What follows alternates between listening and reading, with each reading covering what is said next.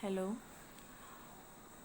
So today we discuss about the topic that is cost function. So cost functionലാണ് നമ്മൾ നമ്മുടെ ടോപ്പിക്കിനെ നിർത്തിയിട്ടുണ്ടായിരുന്നത്.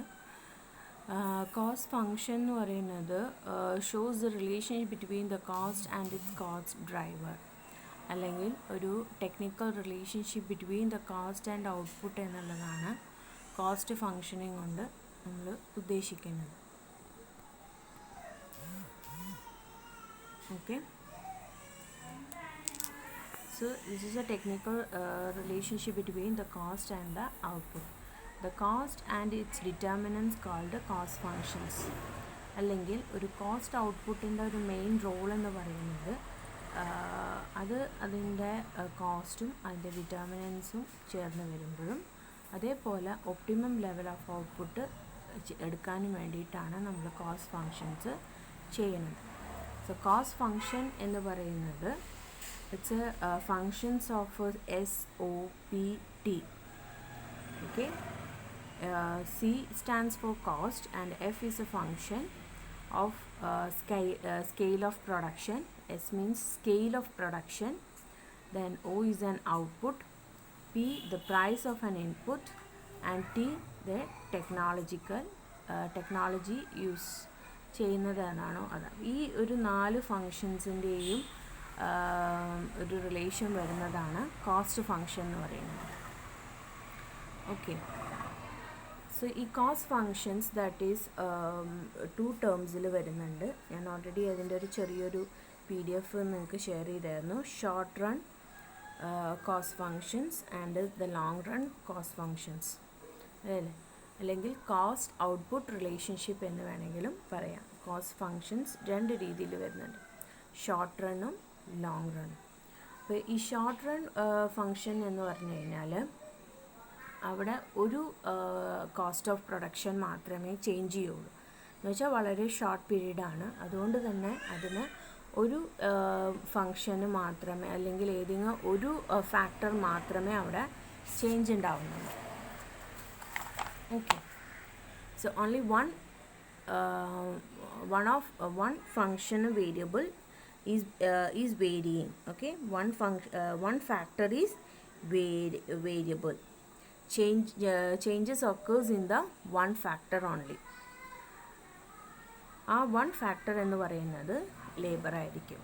അപ്പം ഒരു പ്രൊഡ്യൂസേഴ്സിന് short റണ്ണിലെ cost function എന്ന് പറഞ്ഞു കഴിഞ്ഞാൽ അതിൽ ലേബറിൽ ഉണ്ടാക്കുന്ന ഒരു ചേഞ്ചസ് എത്രത്തോളമാണോ ഒരു ലെവൽ ഓഫ് ഔട്ട്പുട്ടിനെ എഫക്റ്റ് ചെയ്യണേ എന്നുള്ളതാണ്. ഓക്കെ. അതിന് നിങ്ങൾക്ക് കൃത്യമായിട്ട്, അതായത് എങ്ങനെയാണ് ഈ എല്ലാ കോസ്റ്റും ഒരു കോസ്റ്റ് ഫങ്ഷനിൽ വരുന്ന കോസ്റ്റുകൾ എന്ന് പറയുന്നത്, നമുക്ക് ടോട്ടൽ കോസ്റ്റിനെ നമുക്ക് 2 രീതിയിൽ ഡിവൈഡ് ചെയ്യാം. വേരിയബിൾ കോസ്റ്റ് ആൻഡ് ഇവിടെ പറയുന്നുണ്ട് total cost is divide in to variable cost and fixed cost. ഒരു കോസ്റ്റ് ഡ്രൈവർ അല്ലെങ്കിൽ കോസ്റ്റ് ഫങ്ഷൻ ഇൻക്രീസ് ചെയ്യുകയാണെങ്കിൽ കോസ്റ്റും ഇൻക്രീസ് ചെയ്യും, കോസ്റ്റ് ഡ്രൈവർ ഡിക്രീസ് ആണെങ്കിൽ കോസ്റ്റും ഡിക്രീസ് ചെയ്യും. അപ്പം ഈ ഒരു ഷോർട്ട് റൺ പ്രൊഡക്ഷനിൽ ഒരു ഫാക്ടർ മാത്രം വേരി ചെയ്യുമ്പോൾ ഉണ്ടാവുന്ന ഒരു ചേഞ്ചസ് ആണ് നമുക്കിവിടെ ഒറ്റ ടേബിളിൽ നിങ്ങൾക്ക് കാണിക്കാൻ ഉദ്ദേശിക്കുന്നത്. അപ്പോൾ ഇതൊരു 7 കോളം വരുന്ന ഒരു ടേബിളാണ്. അതിൽ output, total fixed cost, total variable cost, total cost, average variable cost, average fixed cost, average cost and marginal cost. Okay. അപ്പോൾ ഫിക്സഡ് കോസ്റ്റും വേരിയബിൾ കോസ്റ്റും ഒക്കെ ഞാൻ പറഞ്ഞു തന്നിട്ടുണ്ട്. ഫിക്സഡ് കോസ്റ്റ് എന്ന് പറഞ്ഞു കഴിഞ്ഞാൽ ഇറ്റ് ഈസ് ഫിക്സഡ് അല്ലേ, അത് ലോങ് റണ്ണിൽ അത് എന്താണെന്ന് പറയുക ഫിക്സഡ് ആയിരിക്കും. വേരിയബിൾ കോസ്റ്റ് എന്ന് പറഞ്ഞു കഴിഞ്ഞാൽ അത് വേരി ആയിരിക്കും. പക്ഷെ പെർ യൂണിറ്റ് കോസ്റ്റ് എന്ന് പറയുന്നത് വേരിയബിൾ കോസ്റ്റിന് ഫിക്സഡും ഫിക്സഡ് കോസ്റ്റിൻ്റേത് എന്ന് പറയുന്നത് വേരിയും ആയിരിക്കും. ഓക്കെ. എന്ന് പറഞ്ഞു കഴിഞ്ഞാൽ ഇതിന് ഒരു ടോട്ടൽ കോസ്റ്റായിട്ട്, ഇപ്പോൾ ഫോർ എക്സാമ്പിൾ പറയുകയാണെങ്കിൽ നമുക്കൊരു ടോട്ടൽ കോസ്റ്റ് എന്നുള്ള രീതിയിൽ ഒരു എത്ര എണ്ണം പ്രൊഡ്യൂസ് ചെയ്താലും, ഇപ്പോൾ ഒരു റെൻറ്റ് എന്നുള്ളതാണെങ്കിൽ നമുക്കിപ്പോൾ എത്ര എണ്ണം പ്രൊഡ്യൂസ് ചെയ്തോ ഇല്ലയെന്നുണ്ടെങ്കിലും rent we have to pay. Suppose 2000 rupees ആണെങ്കിൽ ഇത് 2000 റുപ്പീസ് ആയിട്ട് തന്നെ നിലനിൽക്കും. അവിടെ നമ്മുടെ ഔട്ട്പുട്ട് വേരിയേഷൻ എഫക്റ്റ് ചെയ്യില്ല. പക്ഷേ നമ്പർ ഓഫ് ഔട്ട്പുട്ടിനെ നമ്മൾ ഇതുകൊണ്ട് ഡിവൈഡ് ചെയ്ത് കഴിഞ്ഞാൽ ഓരോ ഔട്ട്പുട്ടുകളനുസരിച്ചും ഇതിൻ്റെ എന്ത് ചെയ്യും, പെർ യൂണിറ്റ് എന്ന് പറയുന്നത് വ്യത്യാസം വരും അല്ലേ. പക്ഷേ ഇവിടെ വേരിയബിൾ കോസ്റ്റ് എന്ന് പറയുന്നത് ഇപ്പം ഇലക്ട്രിസിറ്റി ഒക്കെ ആണെങ്കിൽ അത് നമ്മൾ ഉപയോഗിക്കുന്നതിനനുസരിച്ചിട്ടാണ് മാറുക. ഇപ്പോൾ ഒരു 4000 റുപ്പീസ് വന്നു എന്ന് പറഞ്ഞു കഴിഞ്ഞാൽ അവിടെ പെർ യൂണിറ്റിന് ഇത്ര എന്നുള്ളത് നമുക്കവിടെ ഫിക്സഡ് ആണ്. ഇപ്പോൾ ഒരു യൂണിറ്റ് നമ്മൾ ചെയ്യുന്ന 150 രൂപയാണ് നമുക്ക് വരുന്നതെങ്കിൽ ഇവിടെ അതിനനുസരിച്ച് എത്ര യൂണിറ്റാണോ നമ്മൾ പ്രൊഡ്യൂസ് ചെയ്യുന്നത് അതിനനുസരിച്ച് ഇത് മാറും. ഓക്കെ, അതാണ് ഫിക്സഡ് കോസ്റ്റും വേരിയബിൾ കോസ്റ്റും. അപ്പോൾ ഇവിടെ ടോട്ടൽ ഫിക്സഡ് കോസ്റ്റ് എന്ന് പറയുന്നത് അത് ഔട്ട്പുട്ട് എത്രയാണെങ്കിലും 0 ഔട്ട്പുട്ട് ആണെങ്കിലും നമ്മളിവിടെ 60 കൊടുക്കണം, 1 ഔട്ട്പുട്ട് ആണെങ്കിലും 60 കൊടുക്കണം, 2 ഔട്ട്പുട്ട് ആണെങ്കിലും 60, അപ് ടു 6 ഔട്ട്പുട്ട് ആണെങ്കിലും നമ്മൾ 60 കൊടുക്കണം. അപ്പോൾ ഈ 60 ഔട്ട്പുട്ടിന് 6 ഔട്ട്പുട്ടിന് നമ്മൾ 60 ആണ് കൊടുക്കുന്നതെങ്കിൽ ഇവിടെ പെർ യൂണിറ്റ് കോസ്റ്റ് എത്രയായിരിക്കും, 10 ആണ് അല്ലേ.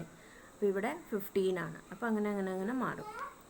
വേരിയബിൾ കോസ്റ്റ് എന്ന് പറഞ്ഞു കഴിഞ്ഞാൽ number of unit into variable cost per unit. അത് നമുക്ക് തന്നിട്ടുണ്ടാവും വേരിയബിൾ കോസ്റ്റ് പെർ യൂണിറ്റ്. അത് നമ്പർ ഓഫ് യൂണിറ്റും കൊണ്ട് മൾട്ടിപ്ലൈ ചെയ്യാം. പിന്നെ ടോട്ടൽ കോസ്റ്റ് എന്ന് പറയുന്നത് ഇത് രണ്ടും കൂടി കൂട്ടിയാൽ, അതായത് കോളം 2 ആൻഡ് കോളം 3 കൂട്ടി കഴിയുമ്പോൾ നമുക്ക് 2 + 3 ചെയ്യുന്നതാണ് ഈ ടോട്ടൽ കോസ്റ്റ് എന്ന് പറയുന്നത്. ആവറേജ് വേരിയബിൾ കോസ്റ്റ് എന്ന് പറഞ്ഞു കഴിഞ്ഞാൽ average variable total variable cost divided by output. Then average fixed cost total fixed cost divided by output. Then TC and MC. MC എന്ന് പറഞ്ഞു കഴിഞ്ഞാലാണ് ഇതിൽ വരുന്നത്, നമ്മൾ നേരത്തെയും പറഞ്ഞിട്ടുണ്ട്. എന്താണോ ഇതിലുണ്ടാവുന്ന ടോട്ടൽ കോസ്റ്റിലുണ്ടാവുന്ന ഡിഫറൻസ്, അതാണ് MC കൊണ്ട് ഉദ്ദേശിക്കുന്നത്. 80 - 60, 96 - 80, 108 - 96. അപ്പോൾ അങ്ങനെ വരുന്ന ഡിഫറൻസുകളാണ്, അതായത് അഡീഷണലായിട്ട് വരുന്ന ഡിഫറൻസസ്. അപ്പം അങ്ങനെയാണ് നമുക്ക് ഈ ഒരു കോസ്റ്റ് കിട്ടുക. സോ ഈ കോസ്റ്റിനനുസരിച്ചിട്ടാണ് നമുക്ക് ഈ ഒരു ഫിഗർ വരിക. ഈ ഫിഗറാണ് ഇതിൽ ഇമ്പോർട്ടൻ്റ് ആയിട്ട് ഷോർട്ട് റണ്ണിൽ വരുന്നത്. ഇതിപ്പോൾ അങ്ങോട്ടും ഇങ്ങോട്ടും കുറേ എണ്ണം വരച്ചിട്ടുണ്ട് എന്നൊക്കെ നിങ്ങൾക്ക് തോന്നുന്നുണ്ട്. ഇവിടെ എങ്ങനെയാണെന്ന് വെച്ച് കഴിഞ്ഞാൽ ഫിക്സഡ് കോസ്റ്റ് തുടക്കത്തിൽ ഹൈ ആയിരിക്കും, ആവറേജ് ഫിക്സഡ് കോസ്റ്റ്. പിന്നെ ഇത് ഇങ്ങനെ ഒരു ലോ ആയിട്ട് പിന്നെ അത് കുറച്ച് നേരം അത് സ്ലോപ്പ് ആയി വരും. ദെൻ ഇറ്റ് വിൽ ബി എന്താ പറയുക, ആൻ ഇൻക്രീസിങ് ടെൻഡൻസി. ഓക്കെ, ഇവിടെ രണ്ടാമത് എന്ന് പറയുന്നത് ആവറേജ് വേരിയബിൾ കോസ്റ്റാണ്. ആവറേജ് വേരിയബിൾ കോസ്റ്റ് ഒരു ഒഴുക്കമട്ടില്ല, എന്ന് വെച്ചാൽ ഒരു എന്താ പറയുക, എല്ലാ ലെവലിലും ഒരേ ഒരു ഇങ്ങനെ വല്ലാതെ അങ്ങ് ഡിക്രീസായി പോവില്ല, എന്നാൽ കുറച്ചങ്ങ് ഡിക്രീസായിട്ട് പിന്നെ ഒരു ഇൻക്രീസിങ് ടെൻഡൻസി കാണിക്കുകയും ചെയ്യും. പിന്നെ വരുന്നത് മാർജിനൽ കോസ്റ്റ് എന്ന് പറയുന്നത്, അത് തുടക്കത്തിൽ എന്താ പറയുക കുറവും പിന്നെ നമ്മുടെ ഔട്ട്പുട്ട് കൂടുന്നതിനനുസരിച്ച്, അതായത് അഡീഷൻ ഓഫ് ഔട്ട്പുട്ട് എത്ര കണ്ട് കൂടുന്നോ അതിനനുസരിച്ച് അതിങ്ങനെ കൂടി അതങ്ങോട്ടൊരു ഹൈക്കിലേക്ക് പോവും. എത്ര ഔട്ട്പുട്ട് കൂട്ടിയാലും അതിനനുസരിച്ച് പോവും. ഇത് നമ്മുടെ ടോട്ടൽ ഫിക്സഡ് കോസ്റ്റ്. അത് എന്ത് വന്നാലും അത് അങ്ങനെ തന്നെ ഈ ഒരു ലെവലിലായിരിക്കും നിൽക്കുക. ഓക്കെ, ഇനി ഈ ഒരു ചാനൽ അല്ലെങ്കിൽ ഇവിടെ ഒരു ക്യൂ എന്ന് പറയുന്നതാണ്, ഇതാണ് ഒപ്റ്റിമം ലെവൽ, ഒരു പ്രൊഡ്യൂസേഴ്സിന് ഏറ്റവും അനുയോജ്യമായ ലെവൽ എന്ന് പറയും. അതിൻ്റെ ഇപ്പുറം നോക്കിക്കഴിഞ്ഞാൽ ഈ ബ്ലൂ ലൈൻ കണ്ടോ, അത് ആവറേജ് വേരിയബിൾ കോസ്റ്റാണ്. ആവറേജ് വേരിയബിൾ കോസ്റ്റ് തുടങ്ങുമ്പോൾ, അതായത് ഡിക്രീസിങ് ആണ് സ്റ്റേജിൽ, ഫിക്സഡ് കോസ്റ്റിൻ്റെ അടിയിലായിരിക്കും. എന്ന് വെച്ച് കഴിഞ്ഞാൽ ഫിക്സഡ് കോസ്റ്റ് ആയിരിക്കും കൂടുതൽ, ആവറേജ് വേരിയബിൾ കോസ്റ്റ് അതിൻ്റെ അടിയിലായിരിക്കും, മാർജിനൽ കോസ്റ്റ് അതിൻ്റെയും താഴെയായിരിക്കും.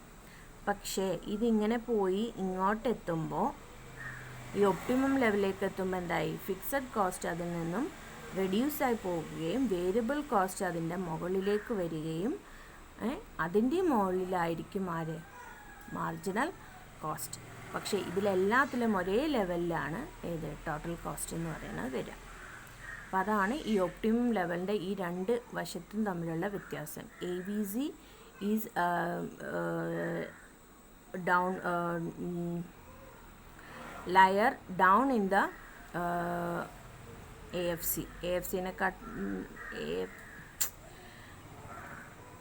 AFC എന്ന് പറയുന്നത് AVCയുടെ മുകളിലായിരിക്കും. ആഫ്റ്റർ ദ ഒപ്റ്റിമം, അതായത് അത് ഡിക്രീസ് ചെയ്യുന്ന ടെൻഡൻസിയിൽ ഇൻക്രീസ് ചെയ്യുമ്പോൾ AFC എന്ന് പറയുന്നത് AVCയുടെ അടിയിലായിരിക്കും. Okay, thank U.